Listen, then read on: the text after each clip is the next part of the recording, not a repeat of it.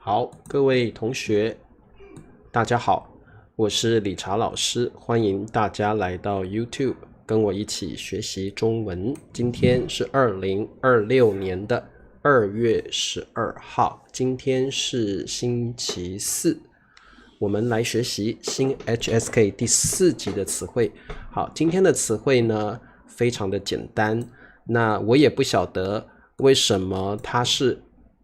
HSK 4级的词汇，这么简单的词汇应该是 HSK 1级吧，对不对？你们一定会觉得好奇怪，其实我也觉得很奇怪不过呢，这个是 HSK 的词汇表上面的字，所以我们还是来学习吧。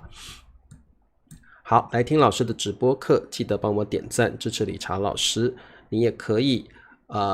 多多的留言，特别是直播课之后，可以把老师教过的句子写在评论区，然后多多的练习这些句子。好，那么我们就来看一下今天要学的词汇到底有多简单好，好友，好友，好事，好事，好心，好心，很简单，对不对？超级简单的好，那么我们就先来看一下这些词汇吧。好，那么我们先看好友，很简单，好友就是很好的朋友，要好的朋友。那么 Hello 大家好好，那其实好友就是关系亲密的朋友，跟你感情很好的朋友good friends close friends。 那各位同学，在你的生命中你有没有好朋友呢？有的人有很多好朋友，有的人没有朋友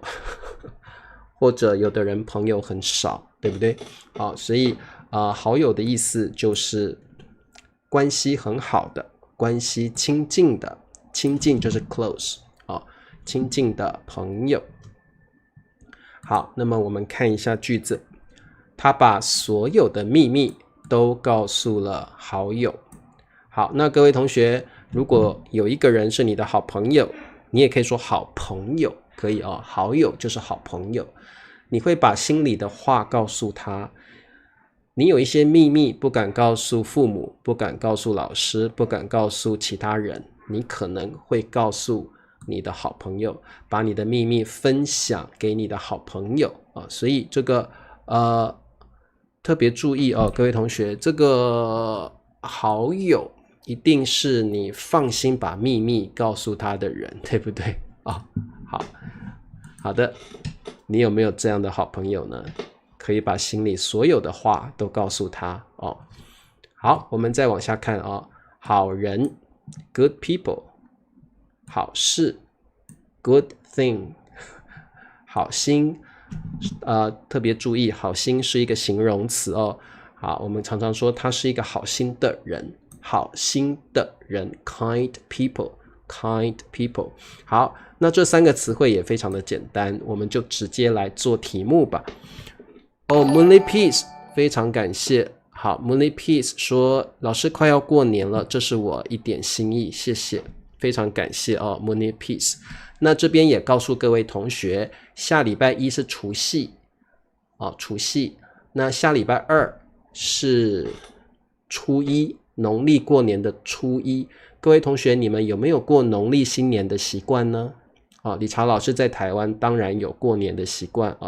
好，老师还在想要不要上课呢？过年是不是还是要上课呢？因为有很多同学他们没有过农历新年，他们没有放假，对不对好，老师也想休息一下，不过老师再考虑几天好了要是我觉得有一点无聊的话，说不定我除夕跟初一会上课老师也休息真的吗？你们对我太好了，很感动好，我想一想好了其实我是想要上课的，但是呢，我的教材不够，我 HSK 的教材不够，所以我就怕来不及做教材。什么叫教材 ？Teaching material， 我怕我的教材不够，所以我可能要思考一下，要花一点时间做教材好，这个佩霞说老师忙了1年休息吧。哇，你们对我真的太好了，好吧你们既然对我这么好，要老师休息，好，那我就休息好了下礼拜星期一是除夕，星期二是初一，星期四是初三的样子，所以老师如果休假的话，下礼拜就不上课咯。老师下礼拜就不上课了好，贝尼说老师你休息吧。裴静说我家也有过农历新年的习惯。对，我觉得华人一定都有过年的习惯月莹，谢谢月莹月莹也捐钱给老师了，这是老师的压岁钱吗这么早就有压岁钱可以拿了那如果下礼拜老师休假的话，那今天是过年前的最后一次上课咯我们下一次上课是下周一好，你们都说老师你应该多多休息月莹说的。然后呢，老师放1天老师放1周吧，老师放假1周吧老师放假1周吧，老师放1周假吧，都可以老师放1周假吧。好吧，那既然你们都希望老师多休息，我就多休息吧。春娇也这样说下周一见我们中文会说下周一，就像是 next Monday 下周一或者下星期一下礼拜一都可以好的，那这个句子你们刚刚都已经把答案写出来了。丽丽是个好人，常常帮助别人。好，老师也希望你们常常帮助别人你们是个好人，你们很好心，你们愿意做好事。什么叫好人呢？好人会做好事，而且呢，好人是好心的人Hello 宋平，欢迎 Alexander Hardwin。 好，那么我们再来看下一题。他是个什么人？他做了很多。好，这题有2个答案他是个什么人？他做了很多。好心等于善良吗？差不多吧，我觉得意思差不多，英文都翻译成 kind， 对不对？好心的人基本上就是善良的人我觉得2个词都很好。好，善良的人不会做坏事好心的人也不会做坏事，对不对？不管你是好心的人或善良的人你都会去帮助别人，然后呢，你有一颗很善良的心好心就是有一颗善良的心好，艾云说老师放松练习钢琴。对，好，他是个好心人。老师你刚刚说好心的人，那个的可以去掉或省略掉吗？可以的，你可以说好心的人，你也可以说好心人，都可以好心人好心的人都可以。老师是个好人，没有错，我是个好人，我喜欢做好事，我是个好心的人老师一整年都在做好事好，你们这样赞美老师，老师会不好意思他是个好心人，他做了很多好事好，很简单，我们再往下看。好，那各位同学，我们刚刚学到的是好友，对不对？好友就是好朋友，关系亲近的人。那这里还有很多关于好友的说法我们会说哥们，就像英文的 buddy， 哥们一定是男生之间，这个男生是我的好朋友，我会叫他哥们。走，哥们，我们去看电影。走，哥们，我们去逛街。哥们应该不会逛街我们去打篮球。哥们，我们去打篮球哥们，我们去做什么事情吧就是叫你的很好的朋友，但是2个人都是男生两个人都是男生。好，再来，女生跟女生之间的好朋友我们叫闺蜜，你们应该学过了闺蜜一定是女生跟女生之间那当然各位同学，你们如果发现女生叫男生闺蜜，有可能第一个开玩笑的女生叫男生闺蜜可能开玩笑的。第二个，可能这个男生他是同志，有可能他是同志，所以叫他闺蜜有这个可能不过一般来说，闺蜜是女生跟女生之间的好朋友用的好，再来这个呢是中文里比较特别的表达，他们的意思是很好很好的朋友，关系超级亲近的好朋友。你可以跟他说秘密，你可以跟他说任何事情什么事都可以跟他分享，这个叫做知己。哥们，我们去喝酒可以没问题知音也可以知己或知音指的都是非常非常好的朋友，关系非常亲近的好朋友，你可以叫他知己。其实知己应该是很少的，因为表示这个朋友非常了解你，他知道你的想法，他了解你的个性所以我觉得人的一生当中，你会遇到的知己真的很少很少你也可以说知音好，那么我们来看这个句子，千金易得，什么难求？老师好难千金，金就是黄金，对不对？千就是1000两，1000两黄金，哇，好多好多好多钱但是呢，这么多钱是容易，易就是容易得到的 ，easily to get，easy to get。那什么难求？难就是困难，求就是 beg， 求拜托给我难求就是很难得到，很难找到，很难得到。什么东西很难得到？其实1000两黄金比较容易得到，但是什么比较难找到？好，这题很简单，对不对？千金易得，知己难求。好，这个已经算是一个很常用的表达了千金易得，知己难求它的意思就是钱很容易得到，但是你要找到一个了解你的人，了解你的好朋友是非常困难的非常困难的好，闺蜜是知己的女朋友我们通常就说闺蜜是女生之间的好朋友了女生之间的好朋友。我觉得知己比好朋友更了解你知己一定比好朋友更了解你知己是非常难遇到的，他不但是你的好朋友，而且他了解你，他知道你在想什么，他知道你的个性这样的人才是知己Hello 蓝墨，欢迎。好，千金易得，知己难求，知音难求也可以你可以用知己，我觉得用知己比较好比较常用好，这句话可以把它记起来好，我们往下看。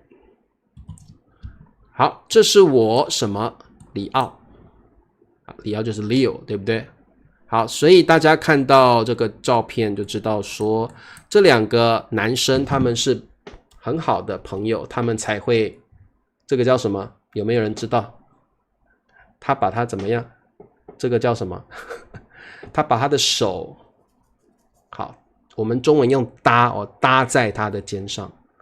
老师，这个动作叫什么呀？男生之间好朋友都会这样子，这个叫搭肩，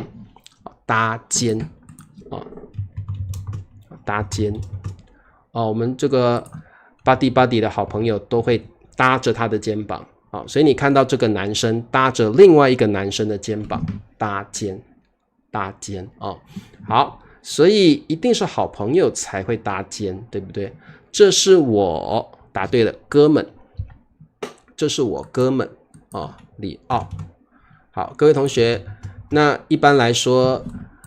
你在这个照片里面看到的是一个很日常常见的一个情景，可能他们在做介绍把这个男生介绍给这个女生，所以它不是很严肃的场合，我们就不会用知己。知己一般用在比较严肃的场合，比较正式的场合，这个场合看起来不太正式，对不对？所以我们这里呢，知己跟知音没有什么区别哦，但是知己更书面语，我觉得知己是比较书面语的表达，一般说话会用知己，知己，好，这是我哥们李奥，好，那不可能是闺蜜嘛，因为他们两个都是男生。如果他说这是我的闺蜜 ，what？ 好奇怪，他们两个都是男的，怎么会叫她闺蜜呢？就会太奇怪了，一定是哥们啊，一定是哥们，不会是闺蜜啊。好 ，OK， 我们这题答案就是哥们。那如果用知己呢？我觉得这个场合太正式，这个场合不适合用知己这么正式的词啊。知己是一个非常正式的词，这种场合不会用知己啊，这种场合不会用知己啊。好，听得懂吗？我们往下看。好，广告时间，请帮老师点赞、订阅，可以用兄弟分享，每个月$2，请老师喝咖啡，成为我的会员哦。小土豆 YouTube Member。好，有人问说老师，我可不可以用兄弟？可以哦。其实，在中文里也常常会用兄弟来称呼自己的好朋友，男生之间哦，男生之间哦，他是我兄弟，不是真的兄弟。不是亲生的兄弟，不是 biological brothers， 不是，但是因为他是你的好朋友，就好像兄弟一样。女生也可以，这是我姐妹，可以，她不是你真的姐姐或妹妹，但是这个女生跟你是很好的朋友，所以你也可以说这是我姐妹，可以，也可以这样说，兄弟姐妹也可以用来称呼好朋友秀珍说林子是我的闺蜜，今天她去哪了？她不是去泰国了吗？对，他是我的兄弟 ，he's my buddy 可以，没问题，也是哥们的意思好，那么我们来学其他的词汇各位同学，这里呢这个字是多音字，我们念好，这里不念好，这里念好，四声的好这里的好就是喜欢的意思，喜欢喜欢的意思，所以好奇就是他很喜欢问问题，对什么事情都觉得很想知道 I really want to know， 很想知道所以这种人你可以叫他好奇的人，他是一个好奇的人。我们中文有一个词汇是好奇宝宝 like curious baby， 为什么？因为你们都知道宝宝对任何事物都有好奇心，所以我们可以称呼一个很好奇的人说你真是个好奇宝宝，可以，他可能不是宝宝，他可能是成人，但是你还是可以用好奇宝宝来称呼他。哎呀，这个老李是个好奇宝宝，他对什么事情都很好奇，可以这样用可以的，好奇宝宝。好学，像你们都是好学的学生，好学是什么呢？好学就是很喜欢读书，很喜欢学习的人，我们都可以说好学，他是个好学的人。哇，每天都学习3个小时、4个小时，他非常喜欢学习新的东西，非常喜欢这个读学校的作业科目所以这种人都是好学的人。相信你们在学校学习的时候一定遇过很多好学的同学好学的同学好，再来，对，理查老师的学生们都是好学的人都是好学的人。好动，你们有没有听过好动这个词汇一般来讲指的是一个人，特别是小孩子，他静不下来，他喜欢到处乱跑，他没有办法坐在椅子上，他没有办法在一个地方待太久，他想要到处走，他喜欢探索所以这种人就是好动的人他不会静下来的，没有办法静下来好，一般来讲指的是孩子小孩子，有些小孩子太好动了，对不对所以我们中文有一个可以说有一种病叫做，不能说病啦，有一种症状叫做过动症。过动症英文叫什么 ？Autism 好像是自闭症过动症是，我忘记英文了，好像是那个缩写过动症就是他 too much， 他太好动了，这种小孩太好动了，所以变得有一点生病的感觉，他不动就不行这种小孩过动症对 ADHD 对 ADHD 过动症 Autism 我们中文叫自闭症，相反自闭症的小孩他不跟人家交流他不喜欢人群，然后比较自闭就是自我封闭，跟 Autism那过动症就是 ADHD 没有错那有过动症的孩子我们都叫他过动儿，就是有过动症的孩子我们叫他过动儿儿子的儿好ADHD OK。有人问说老师星期天不聊天了吗？没有了因为其实聊天蛮累的老师现在真的年纪大了，没有办法上太多的课了对，过动儿很好，过动儿好，你们已经把答案写出来了我的孩子太好动了，总是坐不住好动不是不好，只是如果 too much太好动的话，那可能会变成一种疾病或症状那我们中文就叫过动症，那这个小孩是过动儿我的孩子太好动了，总是坐不住过动儿应该是 ADHD children 对不对ADHD children 是不是我也不晓得怎么说就是过动儿就是有过动症的孩子好，我们再往下看，他很什么？常去图书馆看书。你觉得他是好动，还是好学，还是好奇？常去图书馆看书，你可以说常常去，你也可以说常去，都可以常去，常常去都可以。好，很简单，对不对？他很好学，太简单了。他很好学，常去图书馆看书。好，好学的人，他喜欢学习，他喜欢学习新的知识，所以他会去图书馆看书充实自己，对不对？好，我们再看最后一题。猫咪对箱子里的东西感到什么？好简单猫咪对。好，我们中文好奇这个词，我把答案说出来。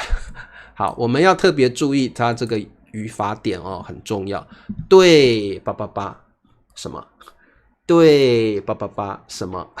一定要用对好奇对，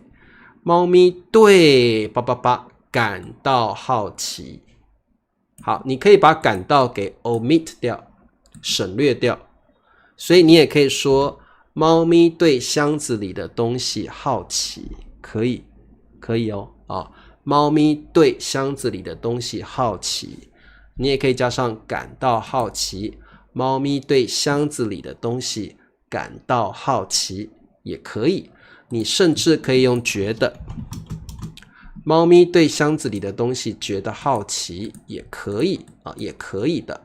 好，所以呢这些表达都是正确的。猫咪对箱子里的东西好奇，猫咪对箱子里的东西感到好奇，猫咪对箱子里的东西觉得好奇，都可以都可以。好 OK。 好，你对什么感到好奇呢？你对学习中文感到好奇，你对西班牙语好奇，你对新同学感到好奇，比如说今天班上来了一个新同学，你想认识他，你对新同学感到好奇好，那么今天的课就到这儿，希望你们喜欢。那我们就下礼拜一见吧，因为下礼拜是农历过年，老师的确也想好好休息一下啊。那么我们为什么老师教学一点都不累？会啦，其实还是会累哦，但是没有压力。老师上中文课的时候，其实不是说不累啊，而是不会感觉到压力，我觉得很轻松，因为我很喜欢教你们中文。但是累，可能这2年真的年纪大了，真的会有点累，没有办法像以前每天都上课，每天都上直播课，以前真的体力比较好，现在真的没有那个体力了啊。好，那祝各位同学新年快乐，心想事成，我们下周一见，拜拜。